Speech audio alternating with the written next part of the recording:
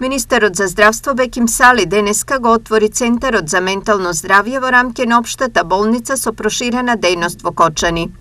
Пациентите кои имаат потреба од здравствени услуги во Центарот ќе бидат упатувани со закажување преку мој телефон.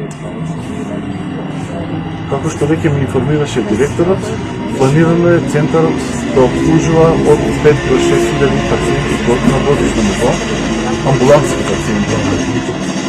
Во моментот со вакви состојби се третираат околу 300 пациенти месечно, што изначало на годишно ниво околу 3500 пациенти.